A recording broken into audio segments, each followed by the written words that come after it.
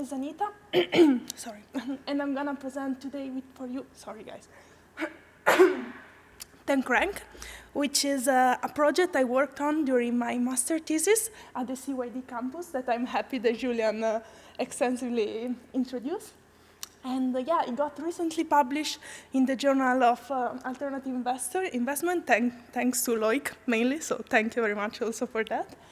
And so yeah, what is TechRank? Let's start from the basics. So TechRank aims to help decision makers to quantitatively assess the influence of the entities to take good investment decisions under high level of uncertainty. That's a fancy way to say that what we want to do is we want to help decision makers, who usually are investors, as we're going to see soon, to take an investment decision who are data-driven, who are transparent, and are customizable. We're going to repeat customizable and transparent many times today. And so yeah, what is the scenario that, sorry guys, I turned it off. The scenario that an investor has when he has to take a decision. It's a very complex scenario in the sense that there are so many startups out there that work on different technologies, and many of them are new. So, and we don't know where they're gonna go, so it's very hard to forecast what's gonna happen. It's often a multidisciplinary background that they have to study in the sense that there are so many subjects involved. They want to reflect their preferences. Each investor, each decision maker has some preferences, but even if they have preferences, they have to keep in mind which are the market needs. So if there is actually a market gap for the company and the technologies the company are working on, and decision must be data-driven. And I'm very happy that for the first half of this talk, like this morning, data has been such like a subject for that. So yeah, what we did, we try to take two kinds of entities. So as we said, the companies and the technologies each company is working on. In this case, we are going to focus on cybersecurity for obvious reason. And we created a bipartite graph. A bipartite graph in the sense that we have connection between the technologies each company is working on, but we have no internal connection inside the same kind of entity. So that's what defines a bipartite graph. That's what we're going to see in theory, but if we want to see some real example, for example, this is for 5 companies, that's what we're going to see. So the red nodes are the companies, and the blue ones, the technologies they're working on. Imagine this like spread for thousands of companies.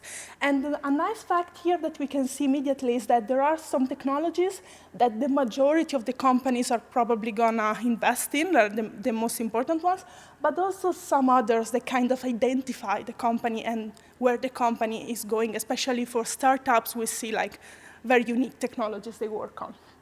So what we did, we took Crunchbase data. Crunchbase is a private platform that was very good for what we were looking for, because first, it's structured, very nice for researchers to have this part given, and it has a wide range of information on startups, which is quite unique, because especially at the time before also all the TMM projects, there wasn't much about that.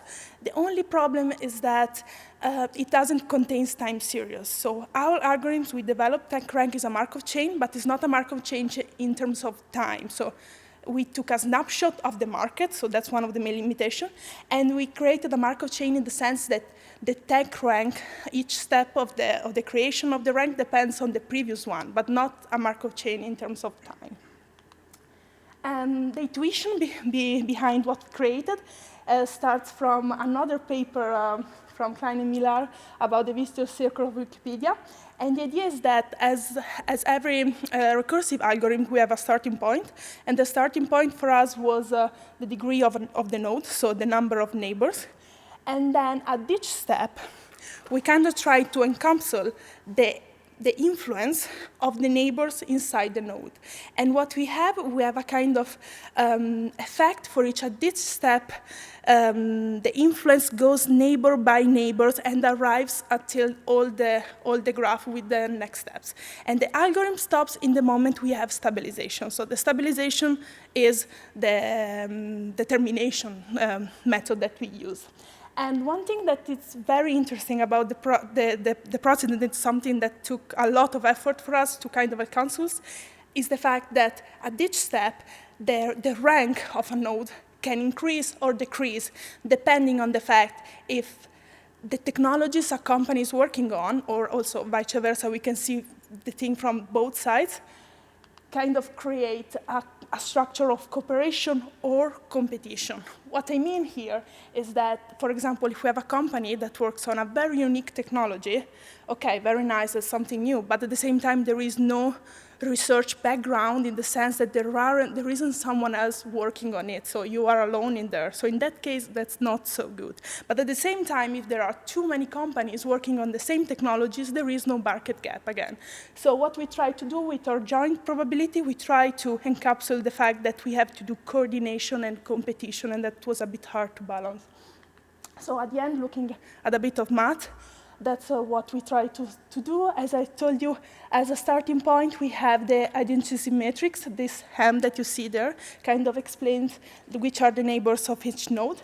And then we have our loved jumping probability. As you see, in the jump probability, we have two parameters that I'm going to explain to you soon, alpha and beta. And then, yeah, being a Markov chain and a recursive algorithm, we have a recursive step. So at each step, the rank of n plus 1 depends on the previous step. Results. Let's talk a bit about results. In this case, we have 2,500 companies. As you can see at the beginning, the rank changed a lot, and then it tends to stabilize. That's exactly what we wanted to see.